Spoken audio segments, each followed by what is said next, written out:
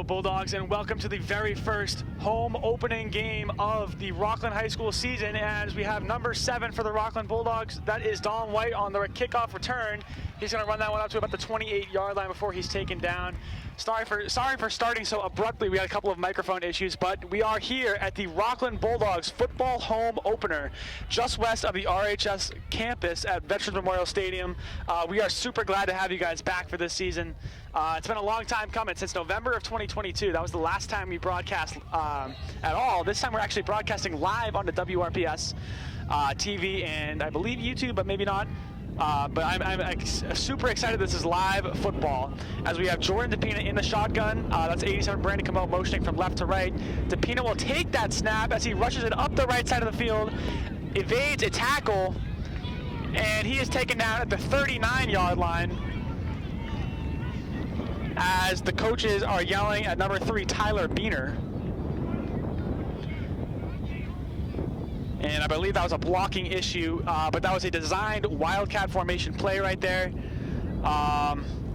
And sorry, I'm caught off guard. The microphone issues really kind of caught me off guard. But as the Bulldogs are here on 2nd and 1 from the 39-yard line, their own 39-yard line, there's really not much that I can honestly say I know about Manchester-Essex. This is the first time I can remember playing them in any sport. And I will say that they have a fairly small team, especially in comparison to the Rockland Bulldogs. I know the Rockland lost a lot of seniors last year. As DePina is in the shotgun once again, there is 2 receivers left, 1 right. DePina hands this one off to 31 Joe Werner as he evades the tackle, finds the hole right, and he's going up the sideline at the 40, the 30, the 20, the 10. Touchdown Bulldogs as Joe Erner runs it in for a 71-yard touchdown. 61-yard touchdown. And we are seconds into this game as Joe Erner already records his very first touchdown of the season. And that is some great offensive minds right there on the sideline that came up with that play. That's some great running and evasiveness by number 31 Joe Erner. And I don't think you can ask for a much better start than this from the Bulldogs. And out for the point after attempt, the PAT, is number 12 this season, Jake Carpine, senior. And holding for him is number 24, Josh Benson, sophomore. And the ball is snapped, kick is up, and the refs say it is good. It looks a little bit to the right, but that is definitely good. And just seconds into this game, it is already 7-0 Rockland. So a lot was happening there in that first 35 seconds of the game. I wanted to go over some stuff a little bit differently and a little bit less chaotically. But we'll start from where we are right now. So yeah, Manchester-Essex, we don't know a lot about them.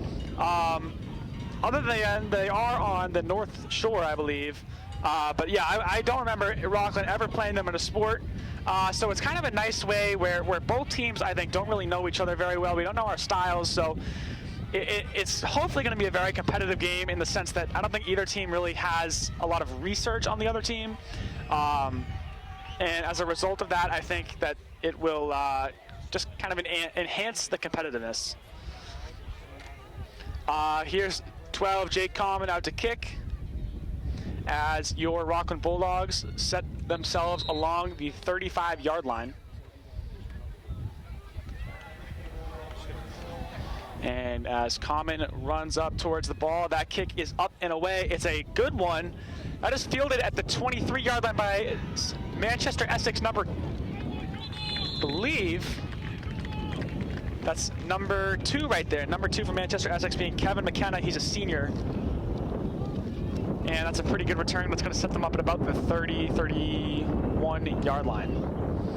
So you might be noticing I'm running this solo right now as far as commentating goes, and my co-commentator, Gerald Ellison, he left us for Pembroke, so definitely sad about that. But we're in the process of looking for a new commentator, and I'm excited to commentate nonetheless. So we're going to see how this season goes. As Seekonk lines up, they have 1 receiver right. The running back is directly behind the quarterback as number 5 will wield out right as he is sacked by number 77, San D'Souza. Number 5, the quarterback, Zach Hurd. He's a sophomore.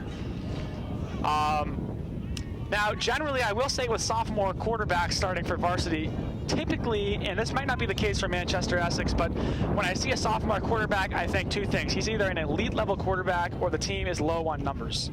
And it could be a combination of both. It could be neither. But we're going to see how this pans out for Zach Hurd, as he hands this one off to his running back, number 20, Stephen Martin. Martin is taken down after he gains a couple yards back. He's, I believe, going to set up a 3rd and 10 for Seekonk. There is a flag on the play.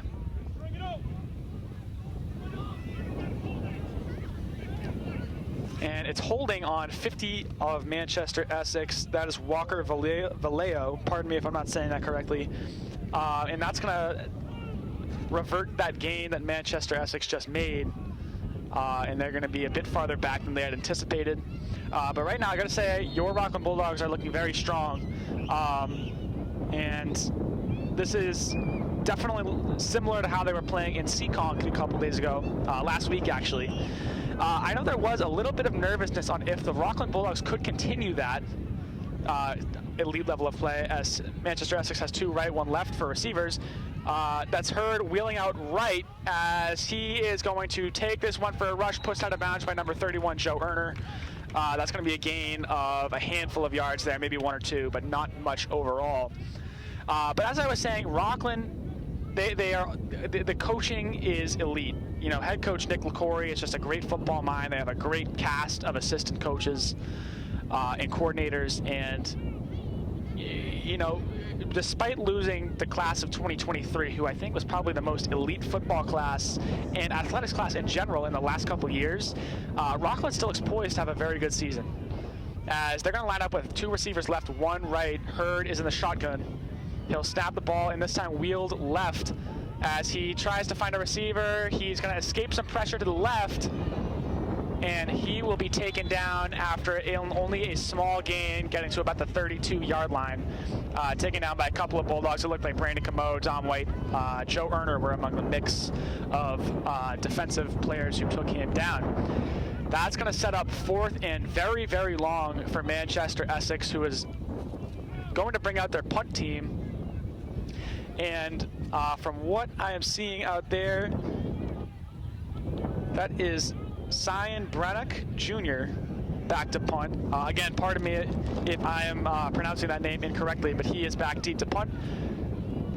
And that is a pretty good one. That goes to the right side of the field. It is outside the right hashes, and Manchester-Essex will field that ball basically at what would have been a 1st down for them at around their own 43-yard line. So great field position to start off for the Bulldogs.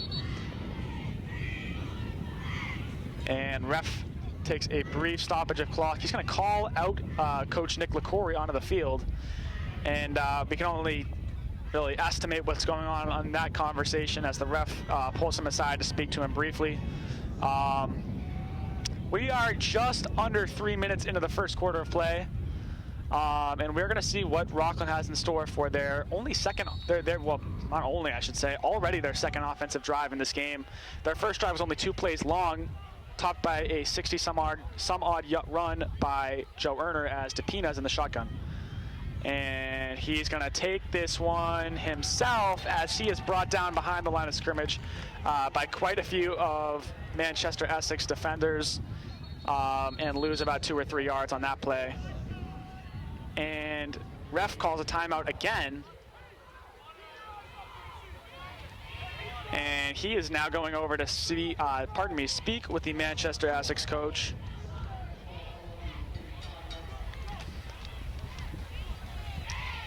That's number 87, Brandon Camo, checking into the field. And I see OC Chuck McDonald. He's talking with Jordan DePina and Hayden Hatch, JV sophomore quarterback there. Quick consultation going on there, not entirely sure what. As DePina runs out to the huddle and will get his offense started on a 2nd and long. Dominic White and Taryn Williams are on the left. Or I'm sorry, Tyler Beener and Taryn Williams are on the left. Dom White is on the right. It's a play action. He's going to run it up the middle, try to evade pressure, but he's going to be pushed back again by the Manchester-Essex D-line. That's going to set up a third and even longer. You probably have to consider now, if you're Rockland, passing that ball. And as we saw, DePina is a talented thrower. He's not just a running quarterback. You know, he's not just a Lamar Jackson. He has an arm. We saw a 29-yard, I believe it was 29-yard touchdown. Beautiful pass to the back of the end zone to Taryn Williams for Seekonk last Friday night. So clearly the Rockland coaching staff believes in his abilities to throw the ball, so we're going to see what they do here. And no wide out receivers. They're in a trips left formation as DePina's in the shotgun, Erner to his left. He'll take this ball, hand it off to Taryn Williams on an end around. He will get a decent block from Joe Erner, but it's only going to get about 10 yards there. He's still short of a Rockland first down. We'll see where they spot him, but that was definitely not a first down for Rockland. So punt team, I'm not really sure. Definitely not field goal. From a coaching standpoint, I'm not sure what the play is here, but it looks like they're going to stay with an offensive look. I don't see number 12, Jake Common, coming on to punt. I don't see any of the punt team, actually, so this is going to be a fourth and go for it here. Dom White is the wide out left, Tyler Beener on the right, and Taryn Williams is the slot receiver. Joe Erner goes over to Jordan DePina's left, and that's a false start, or pardon me, offsides on Manchester-Essex. Little bit of a skirmish going on, but quickly settled. That's going to send Rockland on a first down trip. At least I believe so. Yep. That's going to send Rockland forward for a 1st and 10. And we'll see how they play it here. They have very good field position. They're poised to score another touchdown, hopefully. DePina walks out to the huddle. Manchester-Essex showing 4 D linemen and only, it looks like, 2 linebackers right now. It's again 2 receivers left, 1 right. Brandon Camo, tight end on the left side. Jordan DePina drops back to pass. He looks for a open Brandon Camo, but is unable to connect in the end zone, and that's going to set up 2nd and 10. That was a good read by Jordan DePina. Camo definitely had his defender beat. Just a little bit overthrown there as a big gust of wind blows up here on top of the booth. The weather's not terrible right now. I will say it's definitely been worse, but considering that it's been, in the 90 degrees basically all week, or at least it's felt like 90 degrees with the humidity, definitely a change of scenery. Jax LeDuc Jr. is out in the slot.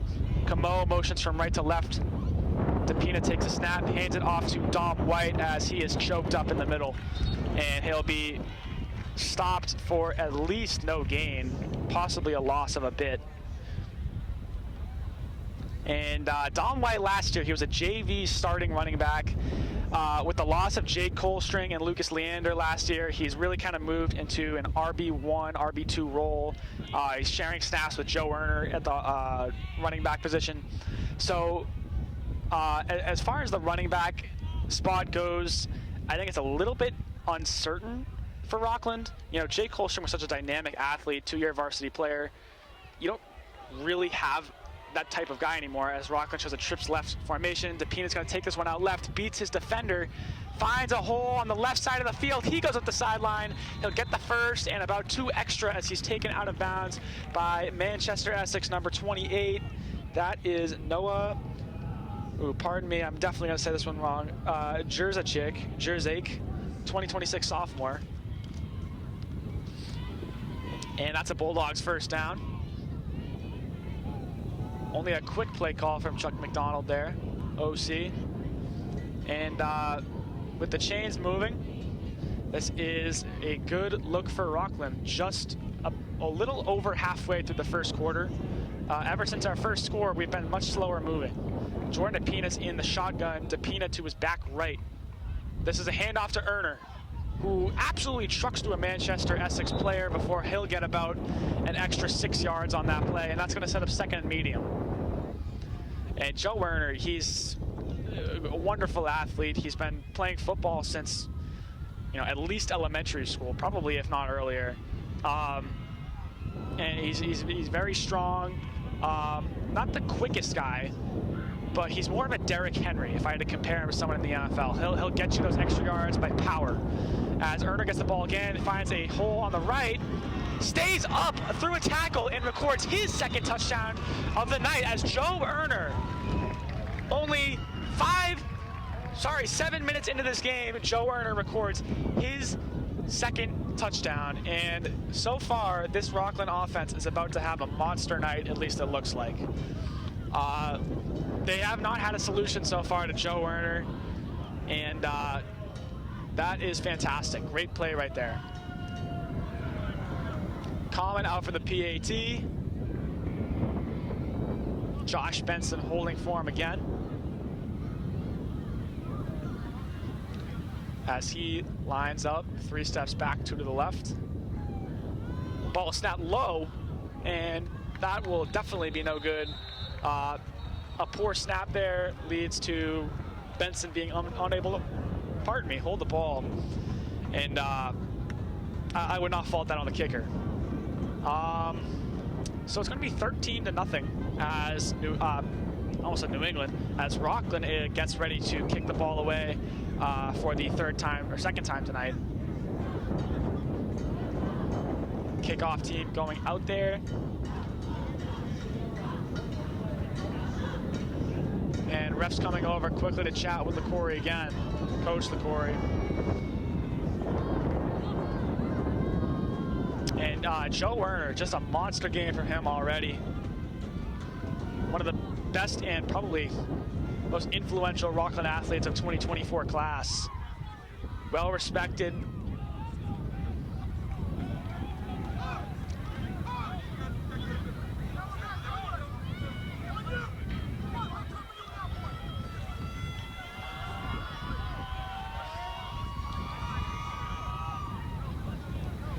.442 left on the clock in this first quarter of play. It's 13-0 as Jake Common sets up from the 25-yard line to kick away. And there was a flag on that PAT, so I do believe it's from that. I had a bit of a lapse of attention span for a second. I was watching something going on the sideline, but here is number 12, ready to kick that ball away. Boom, that one's a little bit lower to the ground, but still a good kick. That is fielded at about the 25-yard line of Manchester-Essex, as he will get quite a bit of run there. That's number 2, Kevin McKenna. And I can tell you, Coach LaCory will not be happy with that play. Special teams blunders, that's, no coach wants to see that. And I see Coach LaCory yelling, "That's on you." I believe that was to number 22, Jake Marzalek. But yeah, special teams, probably the most frustrating to mishandle because they happen so infrequently. So as Manchester-Essex only shows 1 receiver, they hand this one off to number 20. He'll be taken down after about a gain of 3. He's still up, actually. Oh, someone's helmet is off. Ooh.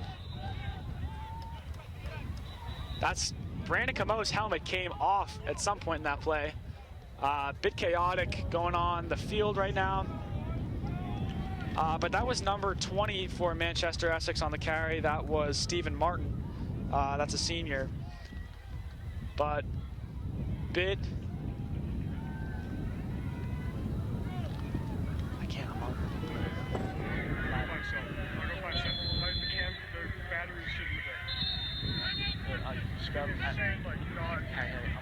I'm live on TV.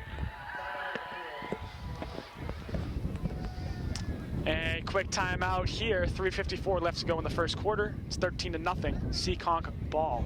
Second and medium for them. And excuse that brief interruption.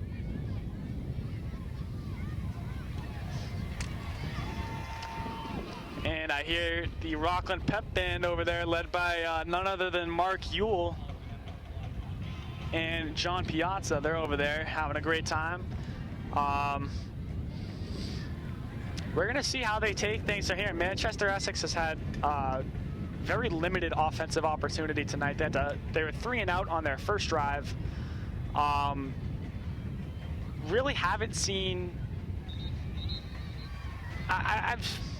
It's difficult to tell. Rockland has a very good defense and just very well coached. Everyone knows where they need to be and when they need to be there.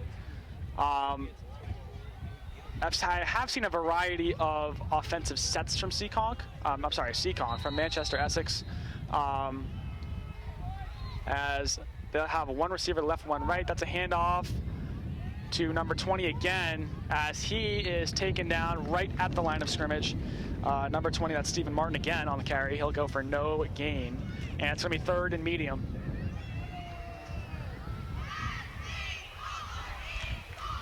The Corey's talking to Captain Joe Erner. I can see that from over on the sideline.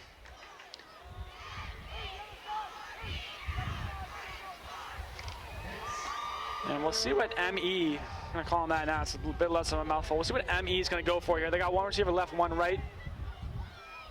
Receiver on the right motions into the tight end spot. Hurd takes the snap, hands it off to Martin again. He gets out right, and he's taken down by Dom White, and then a bunch of Bulldogs following, setting up a 4th and manageable, I should say, for Manchester-Essex. And we'll see what they go with here. Remember, Rockland went for it on 4th down, got it. We'll see if Manchester-Essex does the same thing. This Rockland defense is definitely a very strong defense. I don't know if a 4th down run is the one to go for. They only got 3 yards on the play, and it is 2 yards to go. Again, same look as last time. One receiver left, one right. They're playing from the right hash of the field, and Hurd's going to take this right up the middle. And this is going to be a close call, but the Bulldogs D-line says absolutely not. We'll see how the refs spot it, but it's very close. To tell from up here is very difficult. We're going to see what the refs, even they're calling it. They might have to bring out the chains here. Ref calls a timeout to measure the chains real quick. And if that goes as a 1st down for Manchester-Essex, they're going to have pretty good field position. I believe they probably continue to run the ball with Martin. He's been solid so far. Haven't seen a pass yet. At least I don't believe we've seen a pass. Definitely not one that's been successful from Manchester-Essex, but they're bringing out the chain gang here. It's going to be really close. I believe they got it. That's a 1st down for Manchester-Essex, and they will stay on the field offensively as Rockland fails to stop them on that QB keeper up the middle. It was really close, though. Let me tell you, I know from this camera angle it's difficult to see, but it was literally inches away from being a 4th down stop. Fresh set of downs for Manchester-Essex. They are looking the same look as the past 2 plays. That's a end around to number 3, who will get about 5 yards on the play. Number 3 for Manchester-Essex. Excuse me, that is Quinn Brady, senior.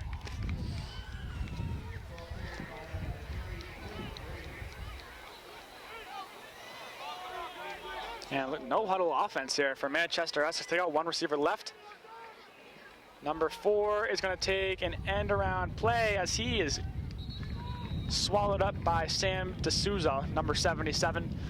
Number 4 for Manchester-Essex, that is Gabe Maggie, 2025 junior, I should say. 3rd down and manageable, definitely. That's another handoff to number 3. That is Sam D'Souza on the tackle behind the line. Number 3, Quinn Brady. That is a great defensive play there by senior captain Sam D'Souza. He's able to penetrate that line very quickly. Again, no huddle offense from Manchester-Essex. One receiver right. Hurd is going to drop back. Looks like he's going to pass, but he's got no one in front of him. He can run that ball. He does. Brandon Comeau tackles it, but not before he is able to escape the pressure and get a 1st down. He'll gain about 10 yards on the play. That's a heads-up play by Hurd there. He was wielding out right outside of the pocket to pass. Realized I think he had no one in front of him and just took off, and that definitely paid its dividends as Manchester-Essex, with a minute to go in the first quarter, is going to have yet another fresh set of downs here on the board. Bit of confusion from Rockland defense. Hurd hands that one off to Quinn Brady. He'll break some tackles and get through after about a gain of 7. And it's going to be second and short again for Manchester-Essex, as Rockland is struggling and I think probably a little bit tired here. This drive's been going on for about 3 minutes, and I think it may be a little defeating as well. They got 2 fourth down conversions as Manchester-Essex shows a 1 left, 1 right receiver look. Hurd motions his tight end, number 4. Number 4 is Gabe Nagy. There's a flag on the play as he's taken down. Nearly lost yardage there. I believe he was able to meet the line of scrimmage. We'll see what the flag is on here.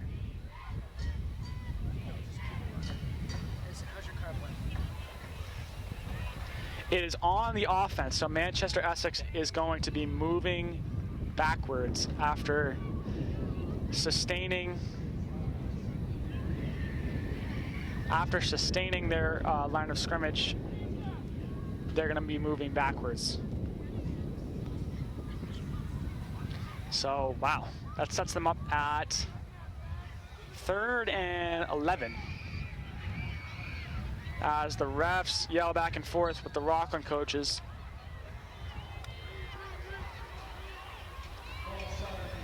Second and 11. 1 receiver left, 1 right for Manchester-Essex. Hurd snaps the ball. He hands that one off to number 2, as he will find a hole and he will run that in for a Manchester-Essex touchdown. And for the first time tonight, Manchester-Essex is able to get on the board after good blocking, I should say, and a defensive lapse from Rockland is able to get them 6. And number 2 on that touchdown, that is Kevin McKenna, senior. And that was a combination of a good blocking and just a good offensive play all around by the offense, and just kind of poor defensive play by Rockland. And I can tell you that when the coaches see that on film this upcoming week, that will not be very happy. And they're going for the 2-point conversion here. That's Hurd in the backfield. He's got 2 receivers left, 1 right. Pitches that over to the left to his running back, number 20. That is in. They score the 2-point conversion. So it is now 13-8. Rockland with a now slim lead of only 1 touchdown. And that was Stephen Martin on the carry into the end zone. And actually, subsequently, that's the end of the first quarter of play. Rockland 13, Manchester-Essex 8, as we have 3 quarters of football left to go. And we'll take a brief pause here as we get ready for the next 12 minutes of football before half.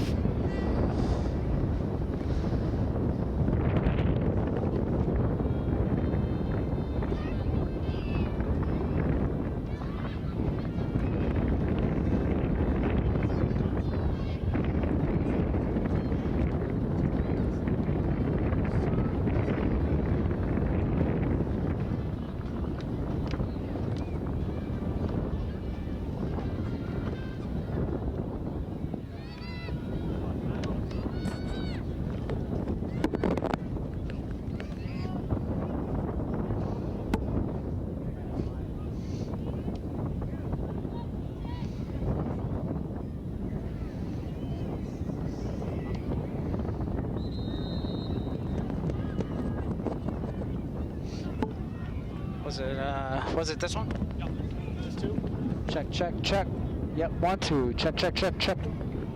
All right, we're back for the second quarter of play as Manchester-Essex is set to kick off after their touchdown and 2-point conversion. That is number 78 kicker, as he boots that one low. Brandon Camo unable to field it. Rockland is racing to the ball, and another bit of a special teams mishap by Rockland. They are able to field the ball, but after a bit of confusion. And number 78, Kyan Brennick Jr. on the kickoff. Rockland offense hopefully down to score another touchdown, get a little bit out of harm's way. Right now they're within less than a touchdown of Manchester-Essex surpassing them. We'll see how Rockland looks here. They go, even since last year, that 2-receiver look with 1 running back and a fullback in the field. That's a classic look. High snap, DePina up the middle. He has no one except the safety, who he evades. Jordan DePina jukes to the right, up the right side of the field. The 30, the 20, the 10, touchdown Bulldogs. Jordan DePina scores his first touchdown of the night after, let's see, a 72-yard run. 72-yard QB keeper by Jordan DePina as he rushes in his first for the night. First play of the second quarter. We're 14 seconds in to this quarter. And already it's going to be Manchester-Essex ball after this point after attempt by Jake Carpine. Wow, I mean, you can't really ask for much more from your quarterback right there. Jordan DePina, unbelievable athleticism. He's a 2-sport athlete in football and basketball. As Jake Carpine lines up for the PAT, that's Benson holding. And there might have been an offsides there as Benson is unable to get a good snap again. No good. I think from up here I saw an offsides on Manchester-Essex, but the refs didn't call it. Can't argue with the refs. So it's 19-8. 11-point lead for Rockland here at Veterans Memorial Stadium. As I'll tell you right now, it feels like fall. The wind is blowing. It's definitely not hot or humid out. I would actually say I'm comfortable right now. I'm sure the players are comfortable as well. You know, it's not hot out like it has been the last week. I'm sure practice has been rough in this heat and humidity. And I can't compare it to, I mean, I run cross country. You know, you got no pads on. When you're wearing a helmet, shoulder pads, all that extra gear, that's definitely tougher to handle the humidity. So the weather conditions for football tonight are fantastic.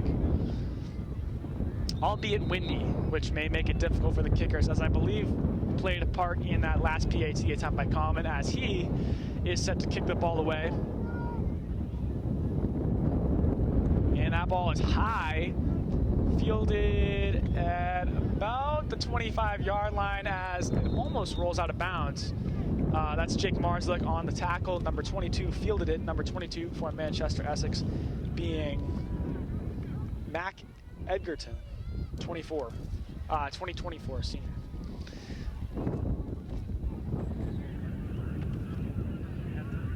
Shut this camera off and swap the battery. Battery. Okay. Right? Halftime interviews with Mark, Grace and Tony. Mark has one, Grace and Tony has a couple. Well, unless they want to do all 3, they ask for it. I'd like to have 2 interviews. Yep. Yeah, maybe a coach. Yep. Either. And this ball is a carry by Stephen Martin. He'll get a gain of about 4 on the play. And that's going to set up 2nd and 6.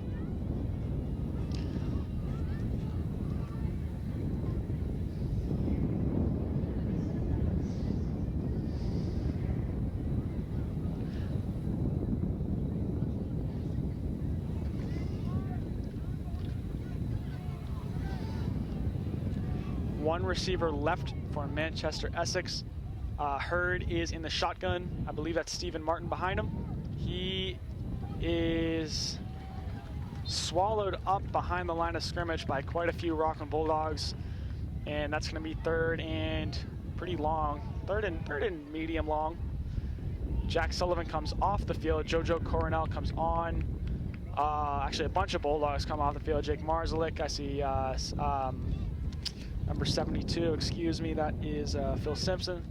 A couple of people coming off the field here for 3rd and 9. Hurd's out of the shotgun. He's got 1 left, 1 right. It's that motion that we've seen tonight quite frequently from Manchester-Essex as Joe Erner takes down number 2 after either meeting at the line of scrimmage or behind number 2, Kevin McKenna, on the carry. And that is Manchester-Essex 4th down. And they're going to bring out the punt team. Back deep to receive for Rockland is number 2, Jordan DePina, and number 4, Taryn Williams.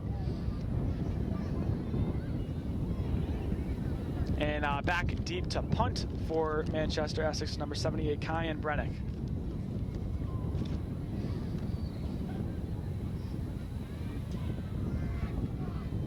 Ball is snapped, punted away. It's low, but it's pretty far. And Jordan DePina will think about it, but not go to it. And number 56 for Manchester-Essex fields the ball. That is Joe Glass. He's a sophomore. That's going to set up midfield, a little bit before midfield position for Rockland.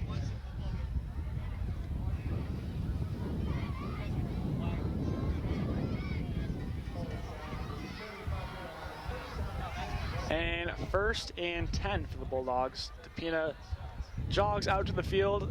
This 2024 class for Rockland Bulldogs, not as star-studded, I would say, as 2023, but there's still a lot of names in this class that I think are really going to be memorable for Rockland High.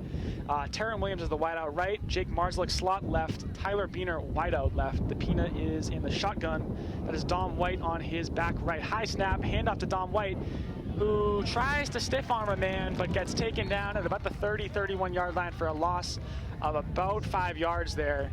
And taken down by number 57, that is Troy Flood. And my paper's all crumpled right now because it's freezing out. I've been crumpling my hands a lot. It's going to be 2nd and long now for the Rockland Bulldogs offense, who really, they've been kind of one big play wonders right now. If it's not a big play for them in the first probably 3 or 4 plays of the drive, it's probably going to be a long and slow one.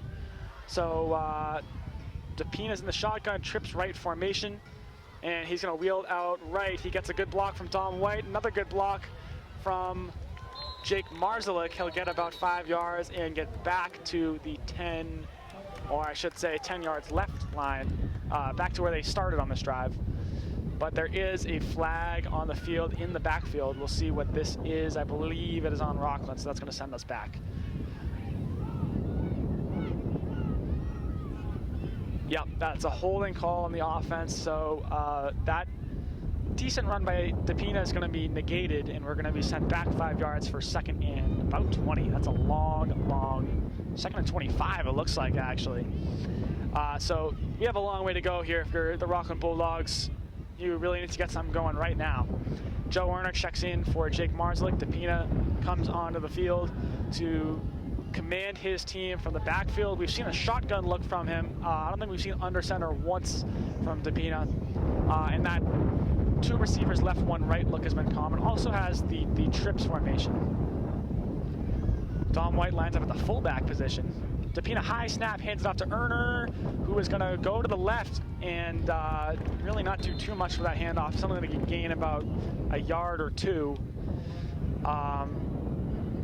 And that's going to set up 3rd and very long. DePina's limping off the field. That is not good. DePina is probably our best athlete on the field, so for him to be holding his ankle is not a good sign for Rockland.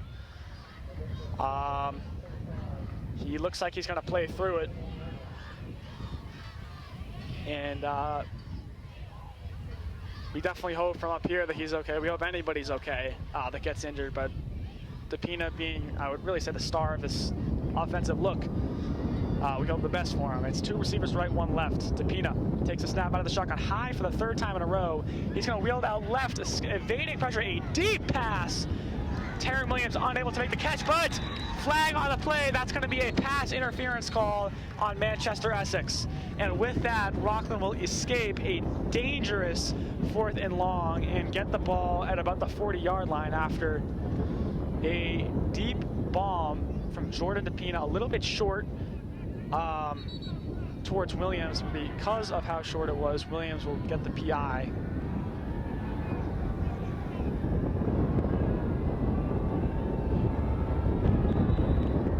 Maybe no PI. There was a flag thrown. Still unclear what it was, as they spot the ball 3rd and 10. And I believe that was a pass interference call. Ref calls a timeout on his part Goes over to talk to Nick LaCory again.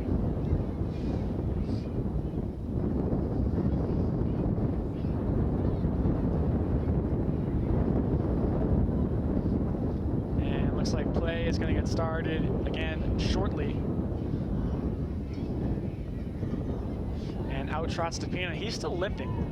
I didn't see entirely what happened or what could have caused it, but hopefully he's okay. 2 receivers left, 1 right. Williams is the sole receiver on the right. Don White in the slot, Tyler Biener wide out left. Joe Erner is in the backfield on the left side of DePina. And high snap once again. And DePina takes a sack in the backfield, and that's going to be a loss of about 9 yards. Rockland is going to be looking to punt here. I'm telling you, these high snaps for Rockland are kind of killing us. As I'm going to put my hood on because I'm starting to get pretty chilly up here with the wind gusts. But yeah, we're struggling right now with the high snaps. That was 4 bad snaps in a row that DePina has to jump in, you know,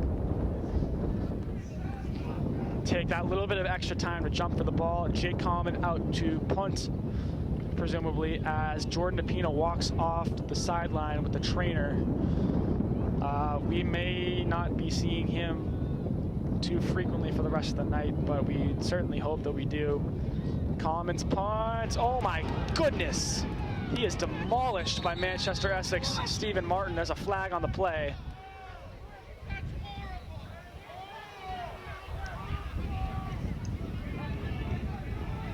Roughing the kicker, the ref calls, and that is going to send the Bulldogs way forward.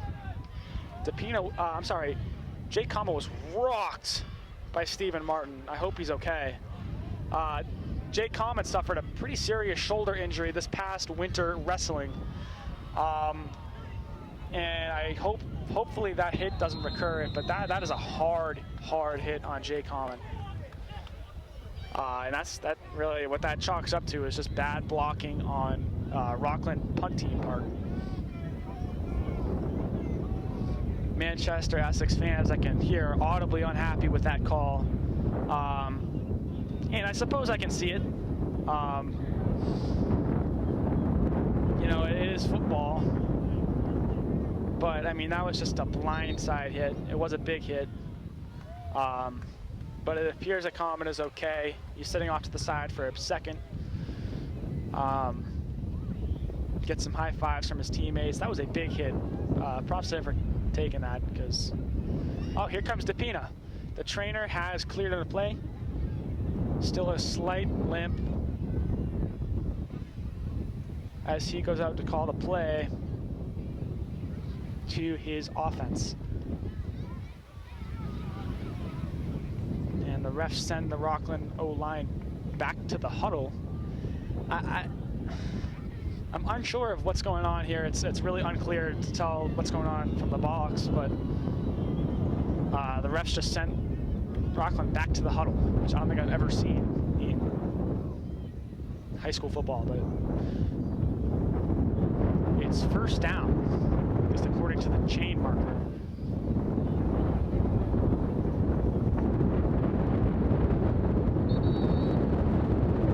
As a huge gust of wind comes on, Taryn Williams is the sole wide out right, Don White and Tyler Biener on the left. DePina out of the shotgun. Camo motions slightly to the right. That's a handoff to Joe Erner, who is going to be taken back, I don't believe for much of a loss, but number 20, Stephen Martin, that is the name to watch right now for Manchester-Essex. He is having himself quite a game so far, particularly on defense. He has gotten a 2-point conversion for Manchester-Essex, but defensively he's been very solid so far. So number 20 on the white team, that is definitely a number to watch.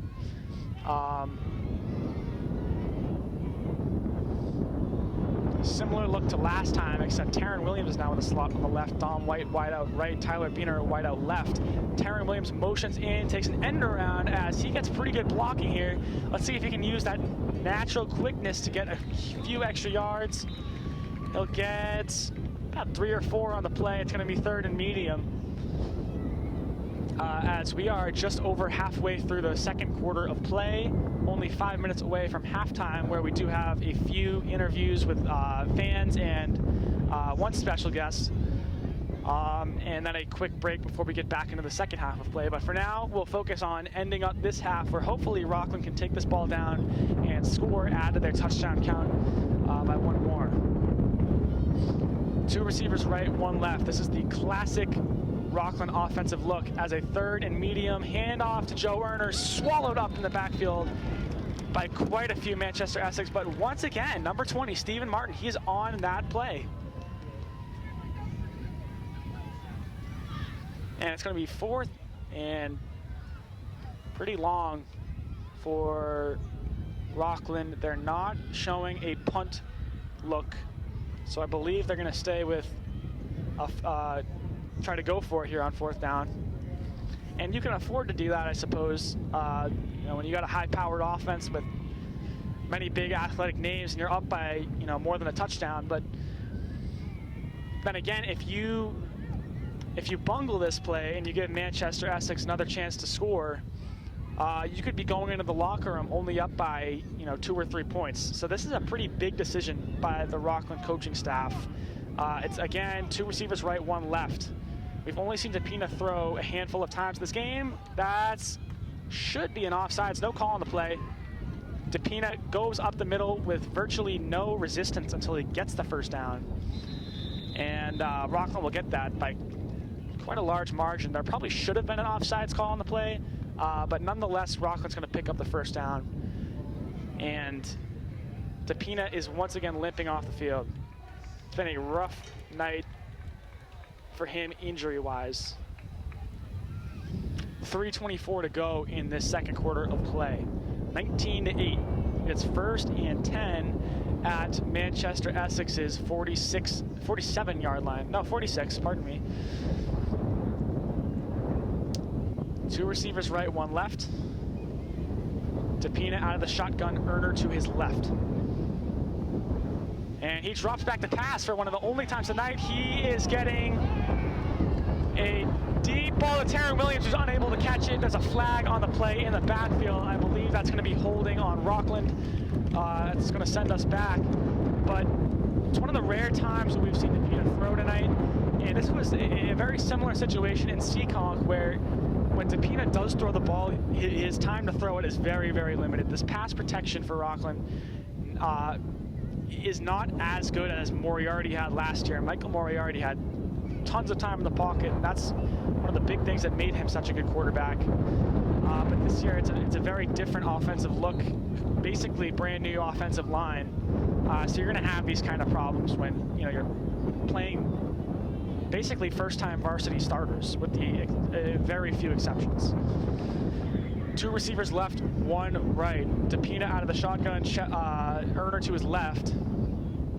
Camo motions, high snap, Erner takes the ball and finds room right, where he is gonna try to plow through a couple of outside defenders. They blow the whistle before he's able to go down, and it's gonna be 2nd and long. Under 3 minutes to go in the first half of play.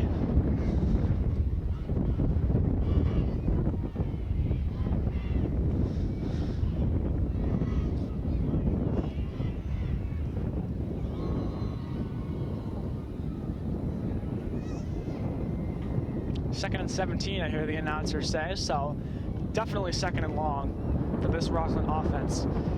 They've been showing the same look as last year, the same look as the entirety of this game. As it's QB keeper by DePina, he'll get stomped after a gain of maybe half a yard, if anything at all. And Manchester-Essex takes the time out with 1 minute and 50 seconds to go in the first half of play. But yeah, this class of 2024, there's a lot of star-studded names that I can tell you are on the Rockland Bulldogs team. You know, obviously guys like Jordan DePina, Taryn Williams, Joe Erner, but you know, you also have Sam D'Souza, He was a basically varsity starter last year.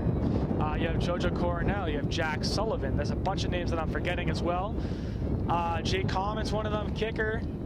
But yeah, there's a lot of, less than last year, but there's a lot of good seniors on this team that are keeping the culture from last year, and they're keeping that hard work ethic that Rockland is so known for. And while I think 2023 was a very athletic class, I think 2024 is really skilled in leadership. And they're setting the tone for these, JV guys and backups on the sideline. And I think it spells really well for Rockland's future. Which I unfortunately won't be here for because I'm graduating at the end of this year, but nonetheless, I want to see Rockland succeed. Trips right formation, Jordan DePina out of the shotgun, Erner to his left. 3rd and long, DePina takes a snap, it's a pretty good one. Taryn Williams takes the handoff, he evades some hands, but after a gain of only about 4, he's going to be sent backwards. And it's definitely 4th and long here. And with a minute and 41 seconds to go, Manchester-Essex will take another timeout. And clearly they're trying to preserve some time so that they can go down and score before they go back to their locker rooms. I think if you're Rockland here, don't go for it. That will be my personal call. I don't know if that is the call that they're going to make, but it's 4th and very long. What saved you last time was, a PI call, which I really think could have gone either way. It's a risky move, and if you don't get this first down, you're giving Manchester-Essex a pretty good field position to work with. So I'm not sure if this is the right play call. I don't see the punt team going out there, but it's going to be 4th and 15 with a minute and 41 seconds to go in the first half play. And again, stick around for halftime. We have a couple interviews coming up. And then we will, of course, get into the second half of this football game. 1 receiver left, 1 right. This is a similar but not the same look. They are going to punt, actually, with Jordan DePina. Notably, Jake Common is not on this punt team. High snap. DePina is unable to get that ball very far. Not even past the first down marker. That's going to be out of bounds at about the 42. We'll see where the refs spot. 39-yard line is where the refs spot this ball in with a minute and 35 to go. Manchester-Essex is going to have 65 yards to march down the field and score. So we'll see what they are able to work with here. Number 20, Stephen Martin. He's the running back for Manchester-Essex. He's been phenomenal, really, on defense. So we'll see what they do. He's in the backfield behind Hurd. There's 1 receiver left, 1 right for Manchester. Snap. Hurd finds Stephen Martin only about 5 yards in front of him, but he's going to get the first down in that zone as he's taken down over the 50-yard line at about the 46. And just like that, Manchester-Essex is already moving down the field. A minute and a half to go. No huddle offense for them. 1 receiver left. Takes the snap.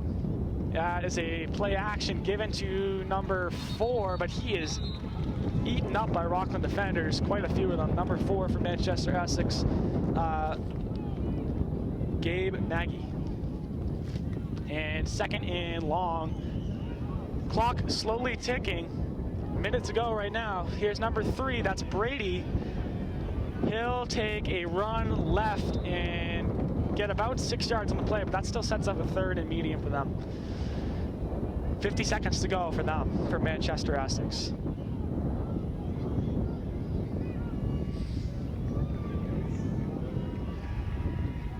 Hurd out of the shotgun, 1 receiver right. Takes the snap, Brady motions, he wheels out right, looking for a receiver, doesn't see much. Passes the ball anyway, unable to complete that, and it's going to be 4th down after that ball is out of bounds, intended for a receiver, number 88, I believe. That is Jared Croft, he's a junior. And kind of nice for Manchester-Essex, that stops the clock, so you have 27 seconds. This play is really either make or break.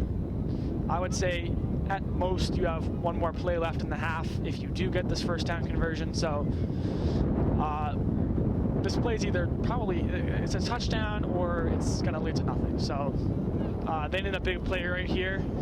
As we see two receivers left, one right.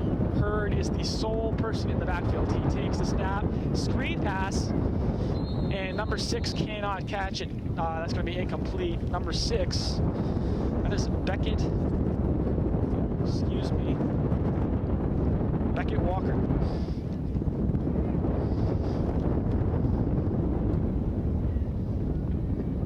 "25 seconds to go in this first half of play. Rockland, I would probably bet it's going to be taking a knee here, but we'll see what they end up doing. Trips right formation. DePina out of the shotgun. Erner to his right. 1st and 10. High snap, and before the play can get going, there's a flag on the field. And I hear the coaches yelling at Brandon Camo. False start on Brandon Camo for the Rockland Bulldogs. And it's now 2nd down and a little bit longer than they had anticipated.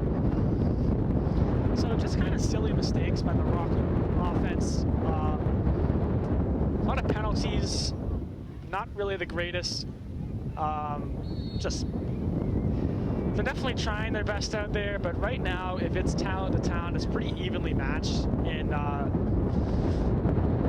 again, the trips right formation, the wind is blowing right now. That's DePina with a high snap, given to Taryn Williams. He has the entire field in front of him as it's a race to the outside with 3 seconds to go in the half. Taryn Williams will get the first down in about 20 yards extra as he's going to be spotted. We'll see where the refs put this one down at exactly the 20-yard line on the left hash. Gain of 40 yards for Taryn Williams, and that's the Taryn Williams that I think we had all anticipated to see more of this year. And it's now that he is kind of the lead receiver of the Rockland Bulldogs team, he's taken over for Lucas Leander. It's great to see him getting some good work like that. DePina out of the shotgun. He's got 2 receivers left, 1 right. It's a pass. This one's up to Taryn Williams, who I don't think saw the ball coming until it was a bit too late, and that's going to be the end of the first half of play. Rockland 19, Manchester-Essex 8, as we head into the final 24 minutes of football. I'm your commentator, Ben Carpine. We're going to have a quick break before we're back with a halftime interview from a few different people, and we'll be right back.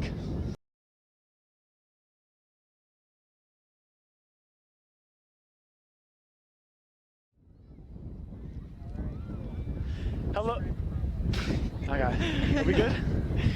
Hello, Rockland. We're up here on top of the press box. I'm with my good friends Grace Brundage and Tony Ciano. Just going to do a quick interview, and then we'll do some other stuff. But guys, how's the fan section right now over there? How's it going? You know, honestly, I think the fan section could use a little bit of help, but we're really trying our best to make it as best as possible and as fun as possible. But listen, next game, we're showing up. We're going to have an awesome theme, and it's going to be way better than this week. Yeah. That's going to be a challenge right there, right? How does Rockland look right now so far? We're 1 half into the game. Obviously, we can't predict the future, but just looking at how they play, how do you guys think they're going to do so far? You know, I think we're doing great. I mean, we are up, and we got a touchdown, the first, few minutes of the game. Yeah, we were rolling just kind of, proves a lot. We won last time. I think we can do it again. I'm pretty positive, so I think, this is our game. We have this in the bag. We're going to win. But it's a really interesting game, and it's a lot of fun to watch from an outside perspective. I like that confidence from you guys. I don't have much else for you. Again, this is Grace Brundage, Tony Ciano. Thank them for coming on live TV. And, Thank you for having us. Hopefully your predictions come true. All right, next up, we got Mark Ewell coming on as well. We'll see how this goes. Right here, Mark Ewell. You might notice a bit of a height difference, but I don't think it's that bad. Mark Yule, can you explain your title a little bit? Because I didn't do, I said special guest, but just kind of what you do for, Rockland Music Department. Yeah, so I am the middle school band teacher. I also teach general music and help out with the pep band. I also coach cross country in the afternoons.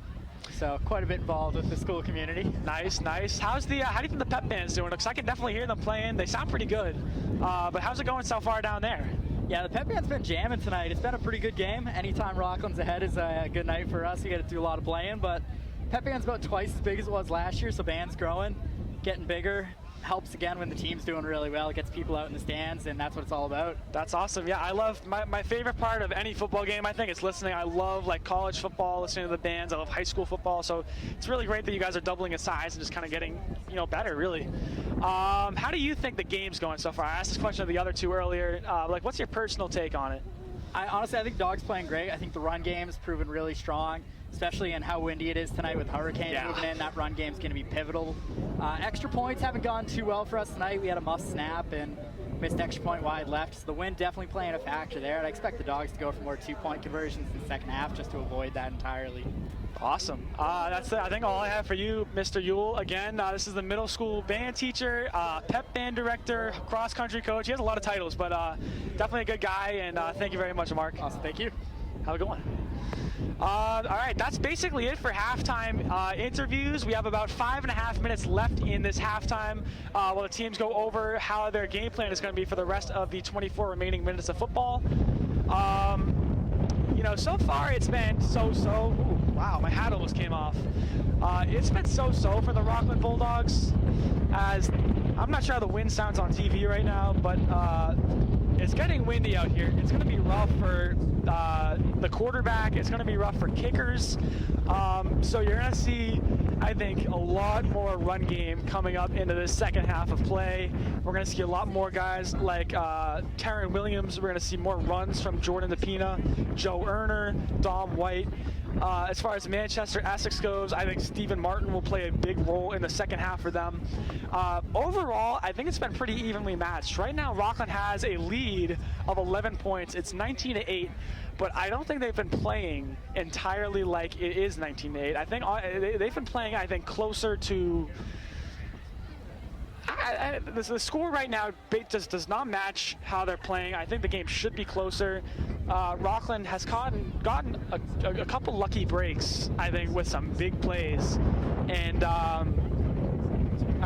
when we have these long, slow drives that we just don't look like the same team as last year. We don't have, a super strong arm and decisive quarterback. And that's not to rank on Jordan DePina. Jordan is a much better athlete than Michael Moriarty, but I shouldn't say much better. Michael Moriarty is a very good athlete, but in terms of quickness and agility, Jordan DePina, I think, beats him out. And it's a different style of quarterback than we saw last year.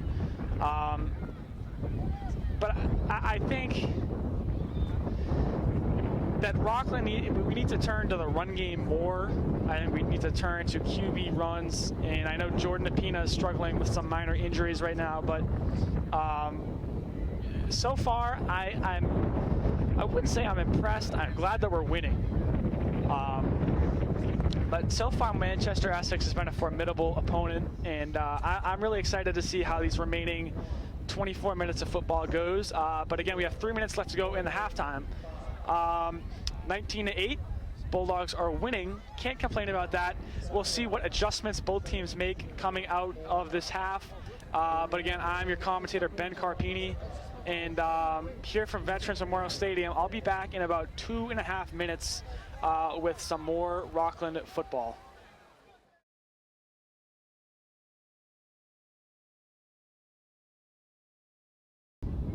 Alrighty, second half of Rockland football is starting right now.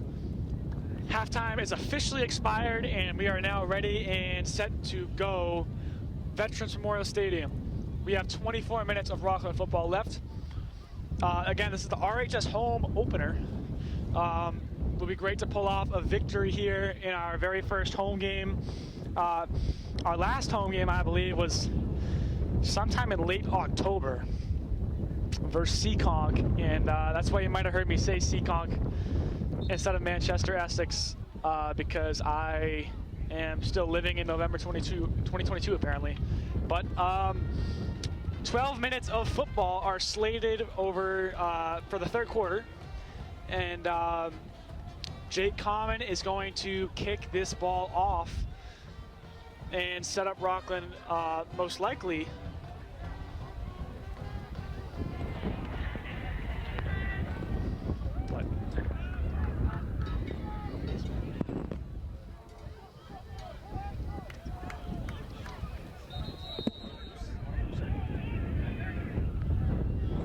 Excuse me, Jake Common off to kick this ball away from the 40-yard line. Boom, that kick is low and it can't be fielded immediately, but they field it nonetheless at about the 27-yard line. And I mentioned this briefly in my halftime, but the wind is picking up. It's going to be a rough game to pass. It's going to be a rough game to kick. And there is a member of the Manchester-Essex team who's currently down on the field, I believe, with a cramp. Training staff runs out there. We'll have a brief stoppage of play. Hopefully he's doing okay. But we're going to stop just quickly. I noticed this during halftime. I need a co-commentator, I think. Hopefully this time next week, you will see someone next to me like Gerald was last year. But yeah, I'm definitely in need of one, so we'll see what goes on there. 11 minutes and 57 seconds, if you can believe. That was a 3-second play. Manchester-Essex they were starting to get a hang of it. In the end of the second quarter, it was all for naught, though, as Hurd takes the ball, hands that off to Stephen Martin, who I told you would be a big part of this game. And if he gets a gain of a yard, I would say that's generous, because the Bulldogs D-line swallowed him up whole. It's going to be second and long, and we'll see if any major adjustments were made by either team. So far, it looks pretty similar. Manchester-Essex runs a 2 tight end look. The tight ends are kind of, they typically sink off to the side. And of course, as I say that, they run 2 receivers right, 1 left. A look that we've only seen maybe one other time tonight. Hurd takes the snap after a few counts. It's a pass. He finds number 3. That's Brady. Taken down by number 3, Tyler Beener, and that's number 54, Jack Sullivan. Number 3 is Quinn Brady for Manchester-Essex. So that's of course, as I am talking about adjustments, we see a play that I don't think we've seen at all tonight, which is a pass play. But here we go. Those 2 tight ends on the left and right, 1 receiver left, 1 right. They take the snap. Hurd hands it off to Stephen Martin. He's unable to get the first down, I believe. Gonna be a close call. We'll see. They're moving the chains. That's 1st and 10, fresh set of downs. And obviously unable to stop Stephen Martin. Hurd trots out back onto the field. This Rockland defense looking for a stop in a big way here, keeping the game out of the hands of Manchester-Essex. It is 1 receiver left, 1 right. Motion by number 2, who takes the handoff and will get about 3 yards on a quick end around. Number 2 for Manchester-Essex, excuse me for not knowing his name on top of my head. That is Kevin McKenna, senior. Yeah, but that's definitely a look we've seen very frequently. They have those 2 tight ends. They have the end around play. They usually will have 1 or 2 receivers. It really depends, but it's either a handoff to the running back, Stephen Martin, right behind the quarterback, or it's probably going to be an end around to one of those tight ends. This is not really a passing offense. We've seen a lot of ground game as Hurd hands it off again on that end around to McKenna. He'll be given probably about a yard there for 3rd and medium. And that's Jojo Coronel coming in for Jack Sullivan as he comes off the field.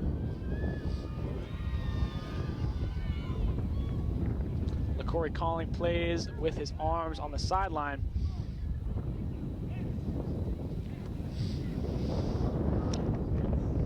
Third and 5. Rockland looking for a stop in a big way here. It's one receiver left. One receiver left. Two receivers left, excuse me. One receiver right. And Hurd takes the ball. He wields left. Escapes pressure after looking for a pass. That's a first down and about 5, 6, 7 extra yards after Brandon Camo and Jacques Leduc take him down. That is a defensive breakdown on Rockland's part. They were unable, they did not have anybody on that left side of the field that would have been able to stop Hurd. So that's just a good read by Hurd to take that ball and run with it.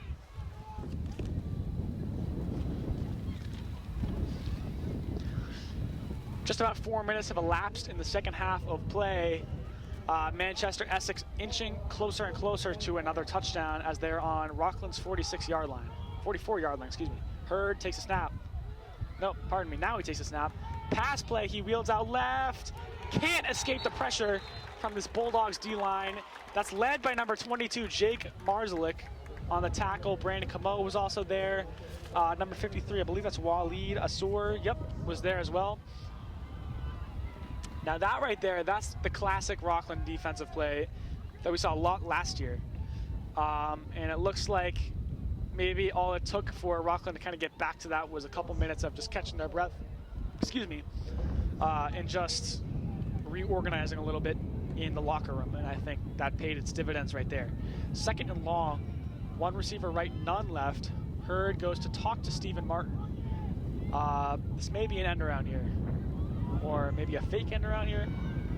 We'll see. It's a fake end around. Hurd wheels out right.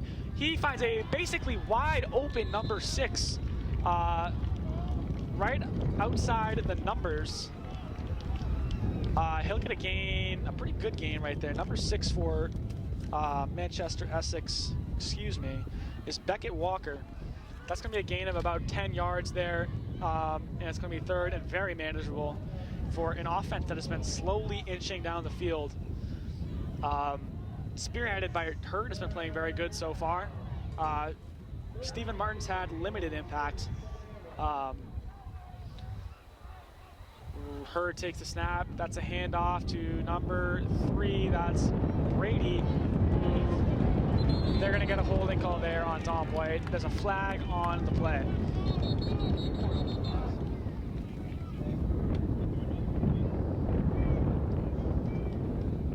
Refs talking this one over.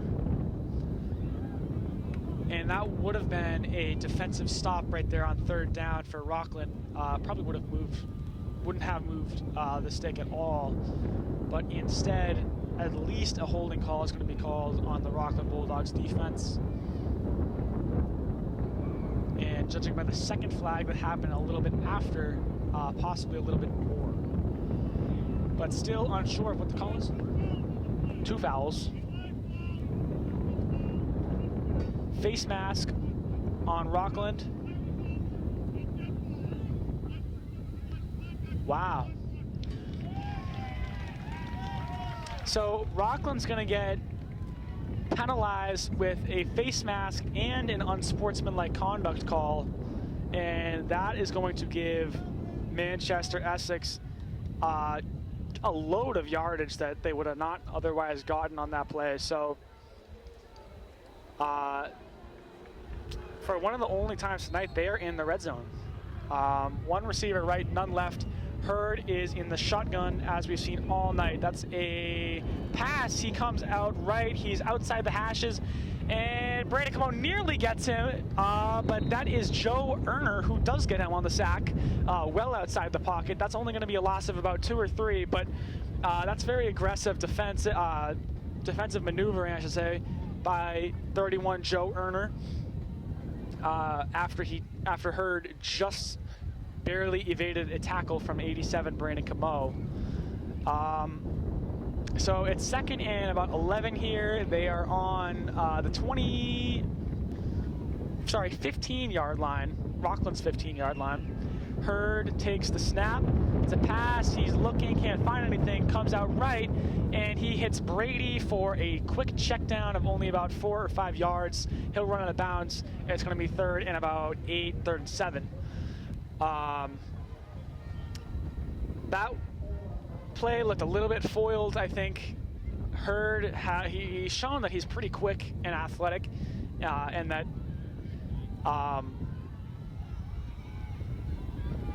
excuse me, I heard the pep man, they're playing womp womp over there. It's a little bit funny. 2 receivers left, 1 right. Hurd out of the shotgun. This is a look we haven't seen very frequently from them. He drops back in the pocket to pass. He finds, oh, Terran Williams with a huge hit, jars the ball loose from a Manchester-Essex receiver, and what probably would have been a touchdown is saved by Terran Williams. Big heads-up play right there. That was intended for number 6, Beckett Walker of Manchester-Essex, but they are unable to complete that play, and it will be 4th down. And finally, the student section's finally getting a little bit into it. They've been weak all night, I won't lie. 2 receivers left, 1 right. Same look as last time, as Hurd takes the snap, and this time drives himself left, evading pressure on this throw. And that is a touchdown for Manchester-Essex. That is number 3. That's Brady. That's Queen Brady on the reception. Yep, Queen Brady makes the reception after about a 15-yard pass. I couldn't really see it because it was in the very far left corner of the end zone. So with 4:42 to go in the 3rd quarter, it is now 19-14 with what will probably be a 2-point conversion attempt to only be down by 3. 1 left, 1 right for receivers. Stephen Martin in the backfield. It's a leftward snap. Hurd finds his man Brady again for 2 points. And it is now 19-16, 3-point game. And Rockland is definitely under a lot more pressure than they have been for the rest of this game. Oh, it doesn't really. Oh, yeah, it doesn't really work like that.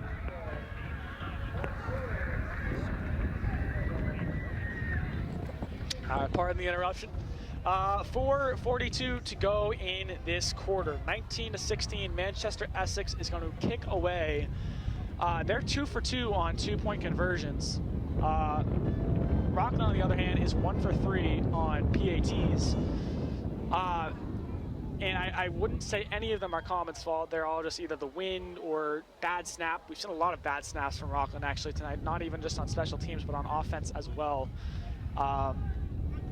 But the Rockland is sitting over a fire right now that's getting closer and closer, and they're going to get away from that because Manchester-Essex is taking advantage of Rockland's kind of general sloppiness right now. That is 74 for Manchester-Essex, a boot to Terran Williams, who fields it at the 15-yard line, and his knee was down as he fields the ball. And by rule of technicality, the ball will be spotted where he took the knee at about the 16, 17-yard line. So Rockland set up with pretty awful field position in comparison to what they've had for the majority of the night. And Rockland needs to answer here. Definitely a big drive for them. If it's, and I talked about this at halftime, if it's not a big play for Rockland, it's a long, slow, drawn-out drive. So Rockland really is fueled by big plays. DePina's in the backfield. He's got 2 receivers right, 1 left. He'll take this one himself up the left side. He'll get a couple of good blocks, and he's still moving past the 1st down marker as he gains about 17 yards on that play. That's a great run by Jordan DePina, but also great blocking by basically the entire left side of the field. And that moves the chains. That is exactly what Rockland needs to keep their offense moving. It also stops the clock at 4:29 to go.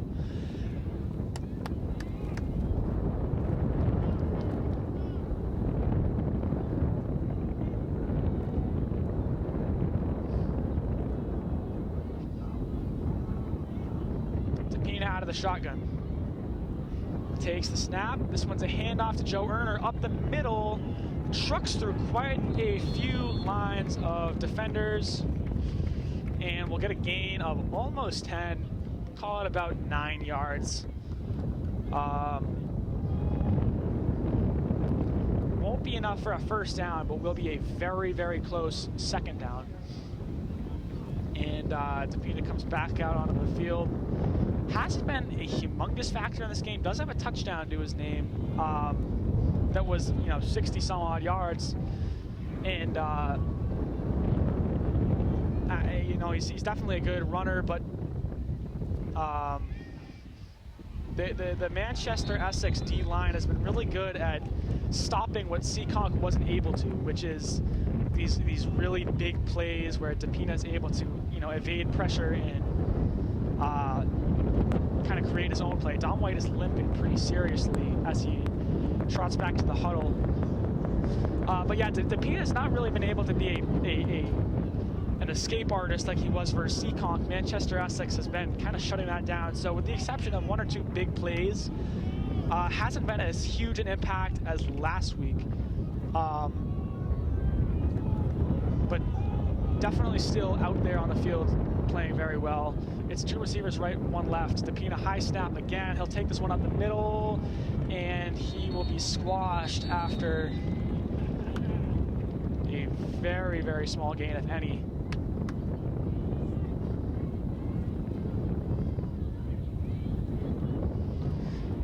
And it's going to be 2nd and long for Rockland.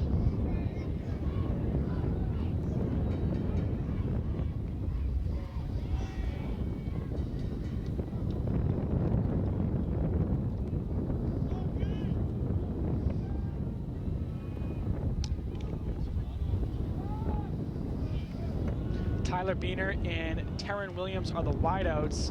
Dom White in the slot. Brandon Camo motions from left to right. And another QB keeper. DePina has a pretty wide open field on the right side. He'll get the first down in about 4 extra before being pushed out of bounds by number 1 of Manchester-Essex. Number 1 is, this is Stephen Ross, senior. So chains still moving. DePina's impact is starting to pick up a little bit as he's getting these, not these big plays, but these shorter 10, 12, 14-yard runs are what's going to win the game. Same look as last time. Williams and Beener are the wideouts. Dom White in the slot. Jordan DePina takes a snap, hands this one off to Joe Erner, who marches up the right side of the field. After a gain of about 6 or 7 yards, he'll be taken down just at the 35-yard line.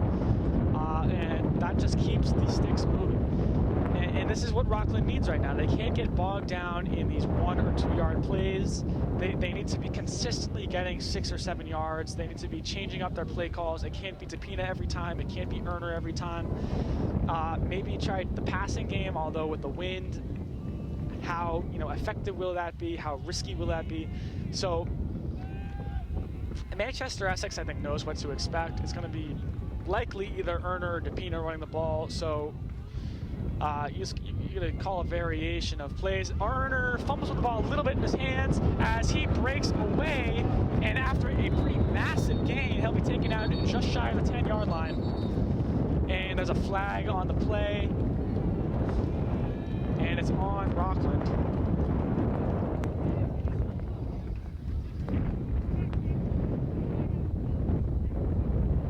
Holding on 87 blue, that's Brandon Camo. And didn't see anything. I wasn't paying attention, but at least to that part of the field. But I mean, if it's a blatant call, the Rockland sideline will be pretty rowdy. But if it could go either way, Rockland sideline will be much quieter. And there's really not much yelling at Camo going on right now. So I have to believe that Rockland isn't in agreement with the refs on this call. 2 receivers left, 1 right. Williams in the slot. DePina out of the shotgun as he's been all night. And they're going to get an offsides on this call, and that's going to send Rockland forward.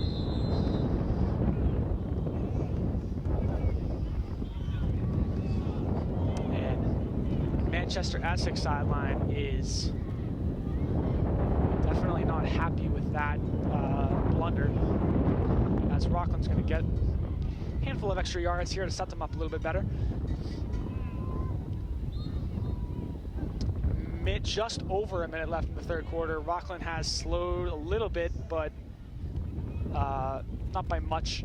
Two receivers left, one right. DePina takes the snap. It's a QB keeper, and he will go nowhere as number 50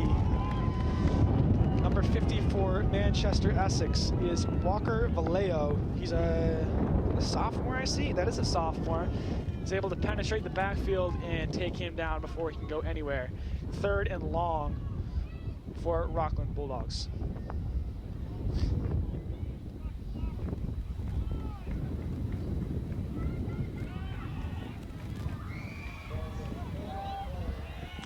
And in what will probably be the last play of the third quarter, there's only about 20 seconds left on the clock. Rockland will show trips left formation. Same receivers as there has been all night. DePina will motion Williams out wide. High snap again, and DePina will take this one for himself as he is pushed out of bounds just past the 35-yard line by number 13, Adam McLeod, sophomore. So 4 seconds left on the clock. It's only the third quarter, so you definitely don't need a big play here, but well, actually you do. It's 4th down, so you need at least 2 yards here. It's 4th and 2. This is a tricky play call because obviously it's huge. Rockland was moving right up until this set of downs, and then they really just slowed down. And their momentum that started this drive off really well has been lost. So, the DePina running and Erner running. What's your call here? I don't think throwing is the right call with the weather conditions. So I'm going to guess handoff to Erner here is what I'm guessing for Rockland. And now QB keeper DePina has a hole. He gets a block from Tyler Beener on the left side of the field as he's going to get the first down and quite a bit more. And he'll be taken down just over the 20-yard line. And Rockland Bulldogs are now in the red zone to start the fourth quarter. Maybe that fire has been refound as we take a very brief break. It's Rockland 19, Manchester-Essex 16. 12 minutes of this home opener left to be played. And we will get back to this shortly.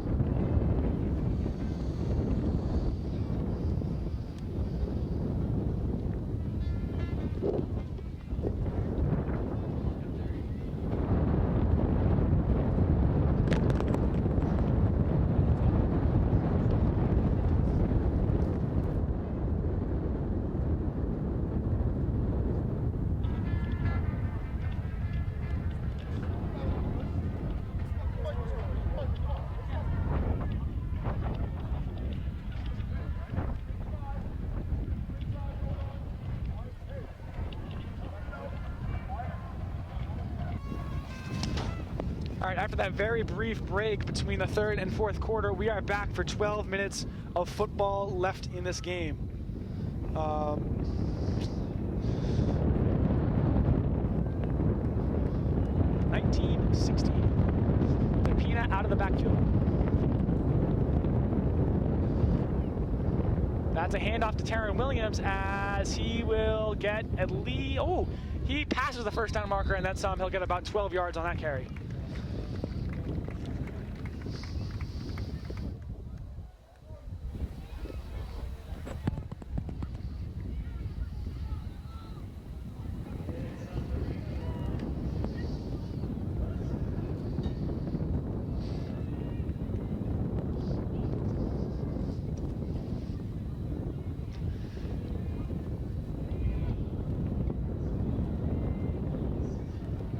First and goal for the Bulldogs. Trips left formation. DePina out of the shotgun. Erner to his left. Williams motions out wide again. DePina will take it up the middle to go absolutely nowhere. Manchester defense, Manchester-Essex Manchester-Essex defense is able to stop that before it goes anywhere. Yeah, I just realized my hat is grossly uneven. You know, this offense is really reliant on big plays, and they don't have much of a quick, you know, I don't know how to describe it, but very reliant on these big flashy plays. I think they need to get better at kind of the grind of really putting it in the end zone right here, because DePina will take a high snap that's been frequent all night. He will dive almost all the way to the right side of the field before basically getting a net gain of 0. And after a promising look in the red zone, it's now 3rd and goal.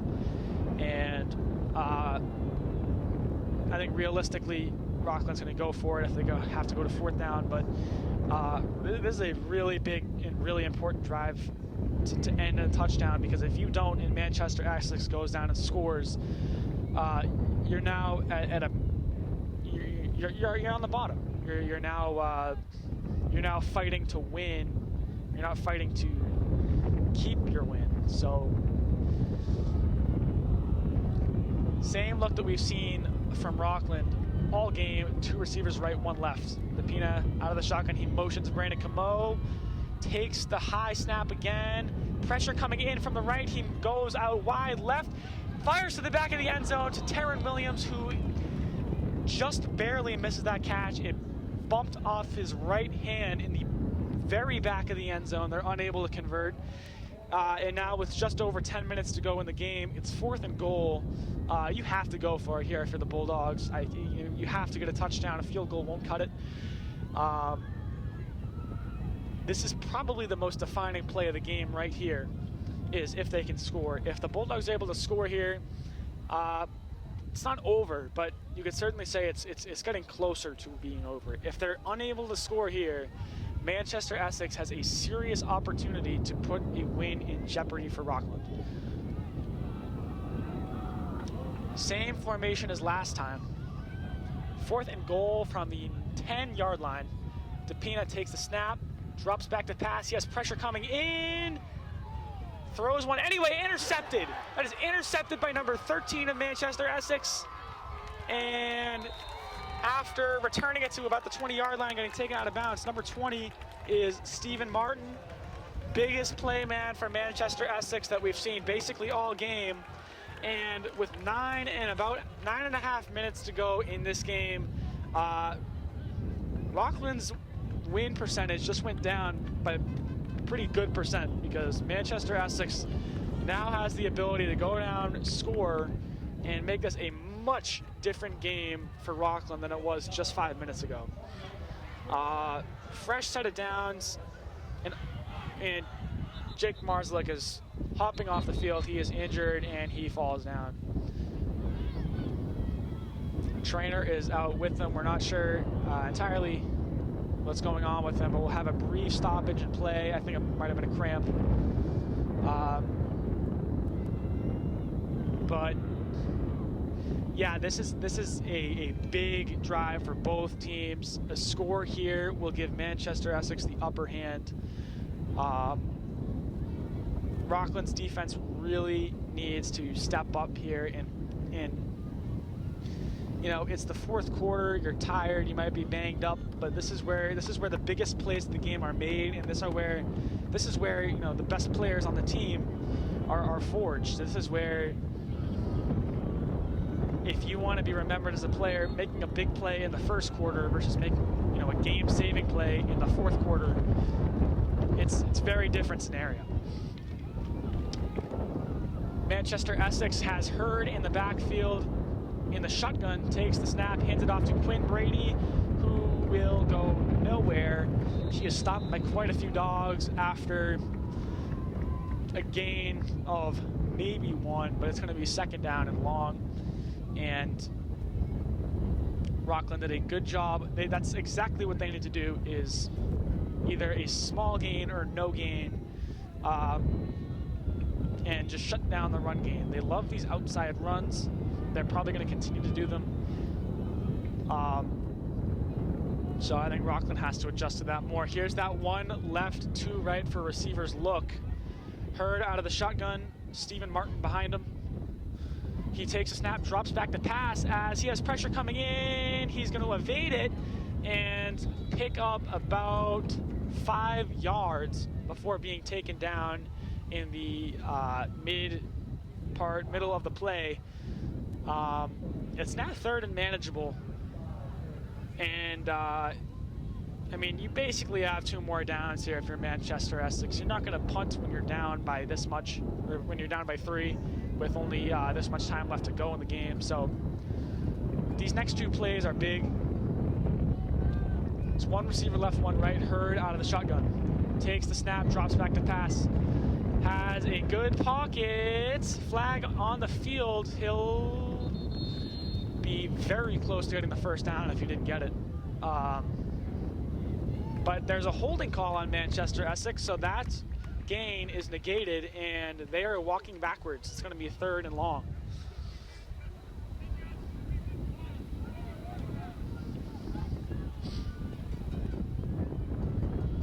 And unfortunately, we've seen quite a few Bulldogs limping off the field. We just saw, I believe that was number 59 for Rockland. That is Thomas Sadamid. We hope he's doing okay. We also have Jake Marslick. He's still down with the trainer. And refs blow the whistle before the play can even get started, before the players can even get to where they're going. And play resumes.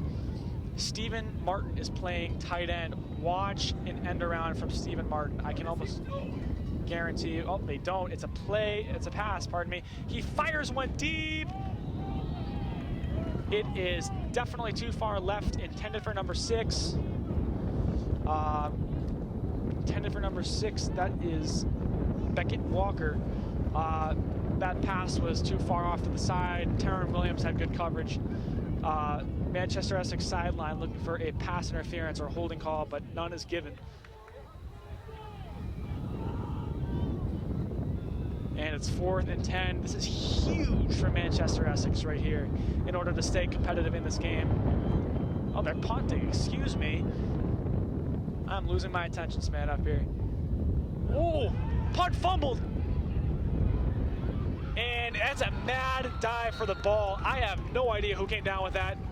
Bulldogs are saying, yep, Brandon Camo comes up with the ball, and Rockland now has the football and a fresh set of downs on Manchester-Essex's 10.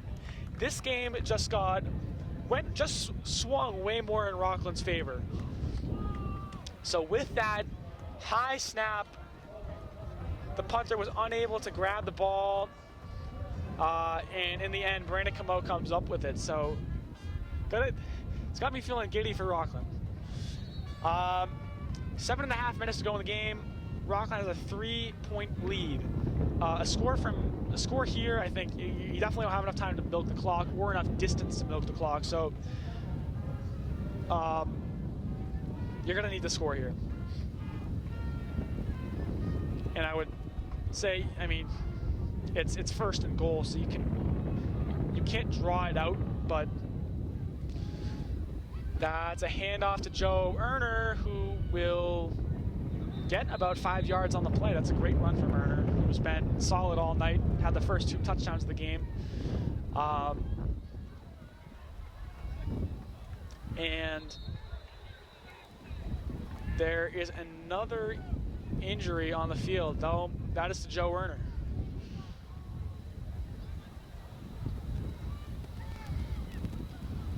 And that is really not good for Rockland. Joe Erner has been a stud for the Rockland offense all night and the Rockland defense. And to have your star running back down is absolutely never a good sign. So brief stoppage in play here. We hope the best for Mr. Erner.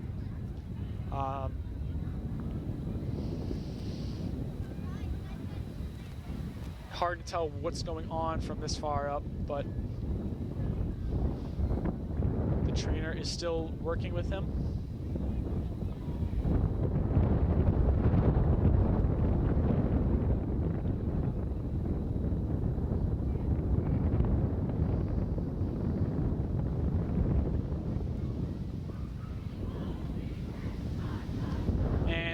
is able to get up and walk off the field. That's a great sign.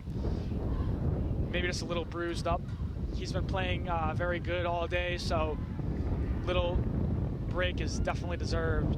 But 7:21 to go in this game. Clock resumes, and DePina trots back out onto the field for 2nd and goal from the 5-yard line.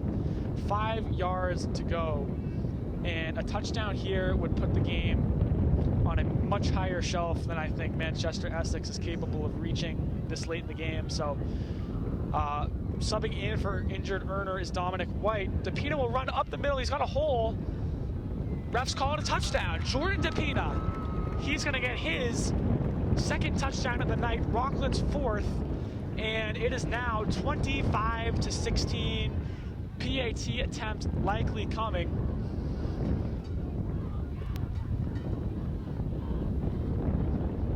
Here comes number 12, Jake Common, for the point after attempt.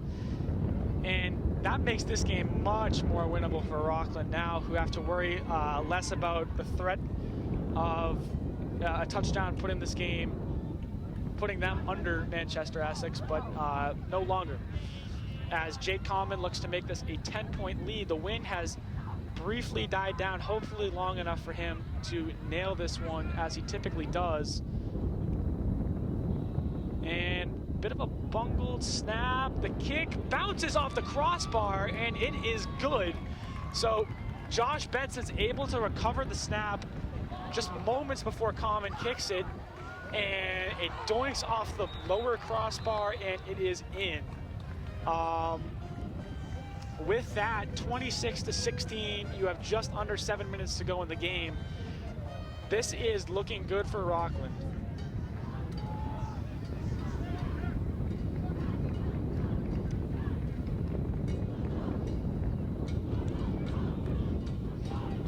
And I love listening to that pep band. We had Mark Ewell up here earlier. I love the pep band. I love hearing them play. Reminds me of like watching college football on a Saturday morning. But we are currently not watching college football. We are watching Rockland Bulldog football. Jake Common will kick this ball deep and away. He's been very solid all night. The only missed PATs from him, I really can't fault him. That ball bounces to the 30-yard line, fielded by number 22. A couple of missed tackles there as Brandon Camo is the one to bring him down. Number 22, of course, from Manchester-Essex, being Mac Edgerton, senior.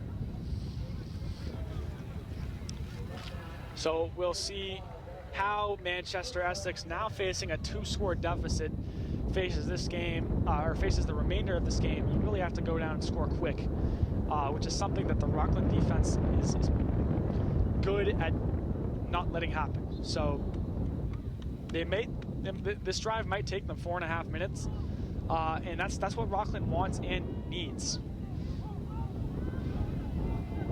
Hurd out of the shotgun, motions a man, he wheels out left, has pressure incoming from Jack Sullivan, who's unable to bring him down. Sam D'Souza and Sullivan are now chasing him. Dom White jumps, but he pump fakes him out, and after a 5.5-yard gain on what probably should have been a 5.5-yard loss for Manchester-Essex, a good read by Hurd.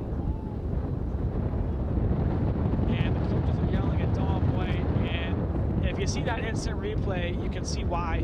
Dom White had the tackle, but jumped to protect the pass, and gave Hurd a handful of extra yards. Motions the man again, hands that one off to the man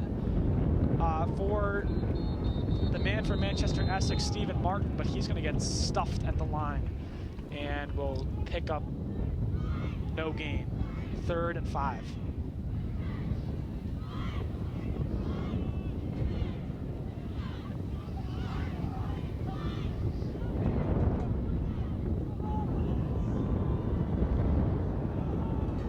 Down, 1 receiver left, none right. Same look as has been for the entire evening. And Jack Sullivan, flag on the play. They're going to get him for a horse collar tackle. Sully had him though.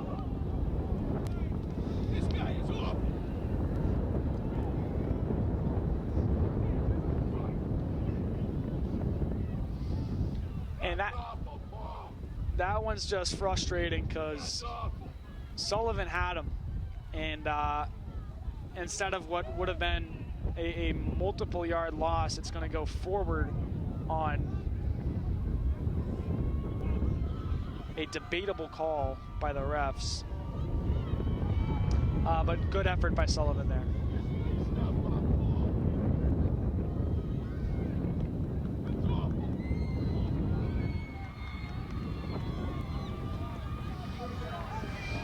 Same look as has been for Manchester-Essex. Hurd out of the shotgun.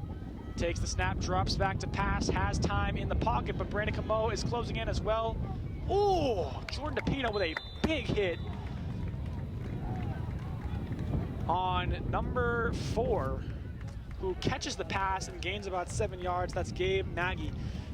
Good hit by DePino right there. That's if someone's gonna fire you up, it's gonna be a hit like that from probably your star athlete. So good play by the defense, but unfortunately they'll still pick up decent yardage there.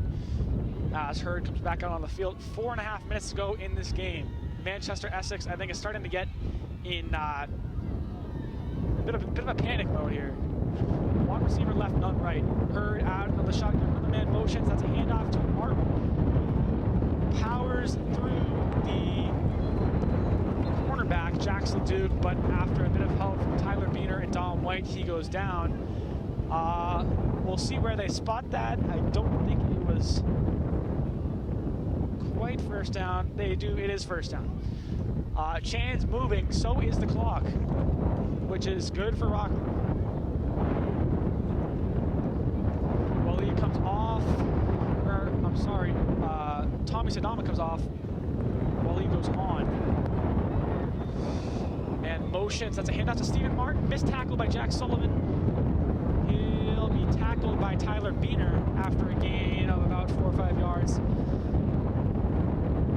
Joe Erner is back out on the field after his brief injury, taking out Jack Sullivan.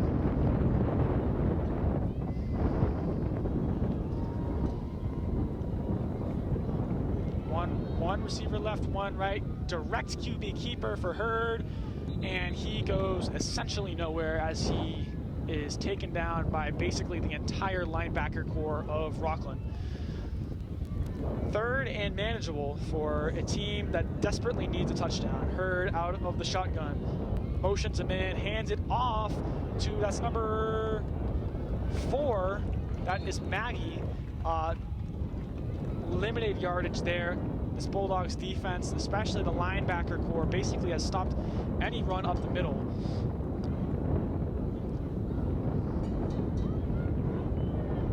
And it's now 4th and 3 on the 37-yard line.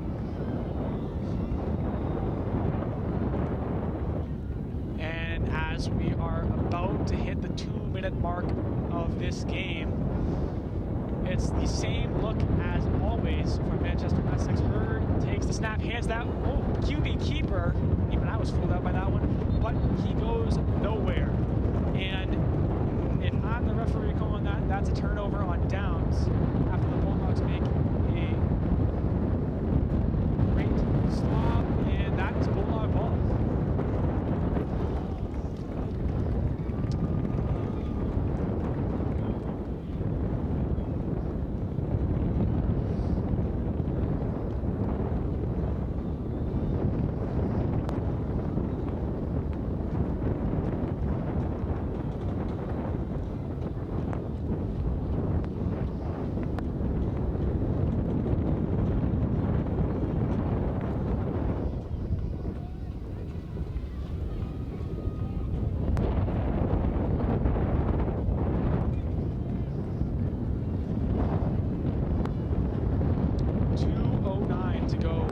This game, 26-16, and Rockland has the ball.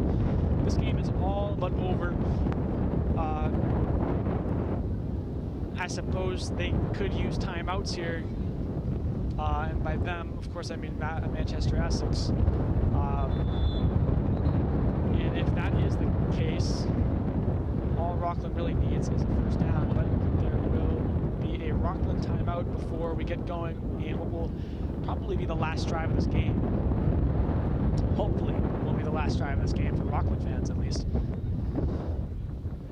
And we will take a quick break here, and we'll be back after this brief timeout.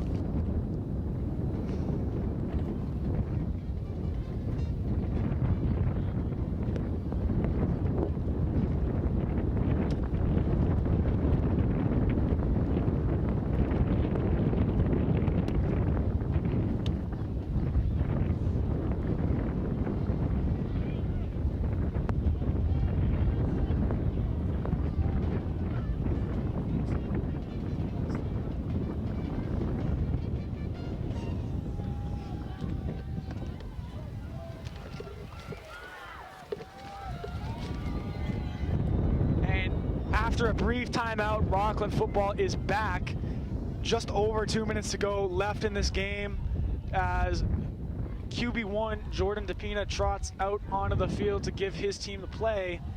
And Rockland can taste this W right now. They are so close to victory. They just need to seal it off with a couple of key plays here. Depending on how Manchester-Essex takes this, they may call timeouts to try to slow it down and maybe have a chance of getting the ball back, but down by 2 scores, I'm not sure how reasonable that is. Jordan DePina has tons of room to go as he crosses the 50, the 40, the 30. Absolutely nobody is in front of him. Touchdown, Bulldogs. Jordan DePina runs that ball in for his 3rd touchdown of the evening. And limping out of the end zone,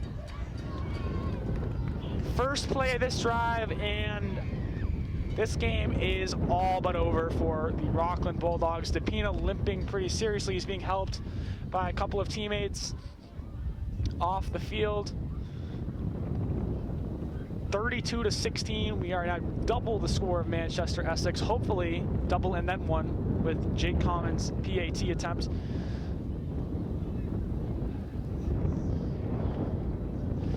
And I feel pretty confident saying that this is going to be a victory for the Rockland Bulldogs. It has been a sloppy victory, but a victory nonetheless. Didn't play our greatest game of football today. That was definitely last week versus Seekonk. As Commons PAT snap is good, the kick is good. 33-16, minute 54 to go. Yeah, this is not the greatest game of football that Rockland's ever played. Just kind of some silly mistakes and stuff that you don't typically see out of such a well-coached Rockland team. But Manchester-Essex was definitely a good opponent, and I think part of the reason that this game was as close as it was for as long as it was because just silly mistakes, and I think probably a lack of knowing the style of play. Rockland's never played Manchester-Essex, at least since I've been following Rockland football. And I think it was a little bit difficult for Rockland players. You can watch as much film as you want, but when you're not used to playing a team or a certain player, it can be difficult to kind of manage that in your head while also playing a game of football, which is very physical. So just an odd mix of mental and physical skill sets, and I think that kind of threw us off early in the game, but we seem to get the hang of it as Commons' kick is up. It is low to the ground, bounces to the 25-yard line to be fielded by number 2 McKenna, who will be taken down by basically the entire Bulldogs kickoff team. And it is now time for Manchester-Essex's probably final plays of this game.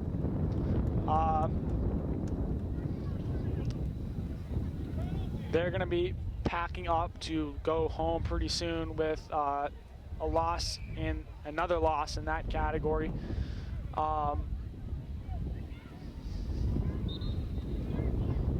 shouldn't say another loss. I can't recall exactly who, but I know that Manchester-Essex had a big win last week, as did Rockland. So I know there was some concern over whether was Rockland either just a really good team or were they playing just a really bad team last week, but I think some questions have been answered. Jack Sullivan lays a big hit on Hurd as that pass is thrown, and number 3 for Manchester-Essex, Quinn Brady, is unable to catch it, but yeah, some questions were answered. I think that Rockland is the real deal this year. They're not as good as they have been historically, but this is still a team that could go pretty far into the playoffs, and I'm definitely looking forward to watching them this season as Manchester-Essex kind of throws up some desperation plays here. It's probably all going to be passes here as Hurd handed it off actually to Stephen Martin, who is tripped up by Jake Marzalik and officially taken down by Jax Leduc. And less than 90 seconds to go in this football game.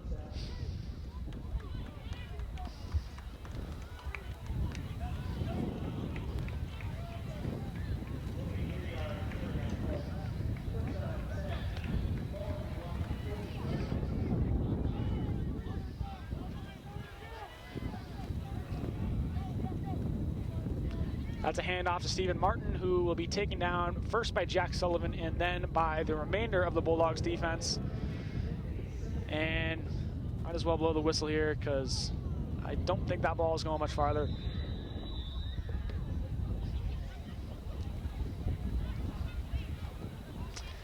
Yeah, Stephen Martin just played a great game of football for Manchester-Essex and was definitely a bright spot for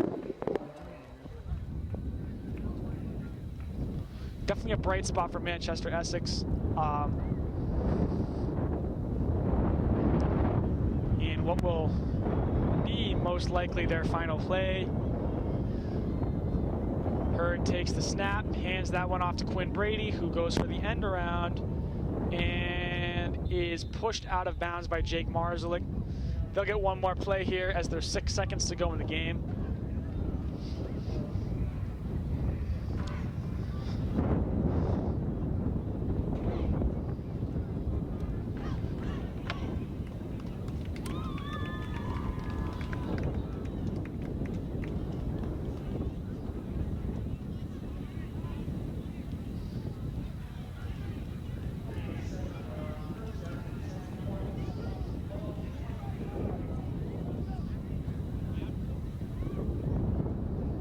As Hurd comes out onto the field for the very last time tonight, we will see what his play call will be.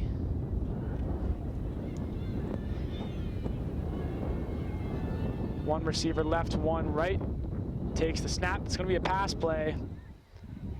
He wheels out right and is taken down by number 52 for Rockland. That is Brody Nicholson. And with Nicholson's tackle, this game is officially over. Rockland 33, Manchester-Essex 16. As both teams now line up for their final handshakes. We want to thank you for watching my first ever live presentation of a Rockland football game on WRPS. People starting to leave the stadium now. This was a good showing for Rockland, not the best, but we showed that we are definitely capable of beating good teams such as Manchester-Essex, and this was definitely a pleasure to commentate. Again, we want to thank you for watching this on WRPS. Next week will be an away game, which means that WRPS will not be commentating. That game will be at West Bridgewater at 7 o'clock. However, on September 29th at 7 p.m., we will be playing Falmouth, and that will be here at Veterans Memorial Stadium.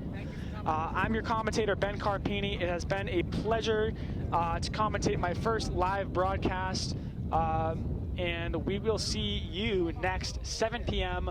here versus the Falmouth football team. Have a great night, everybody.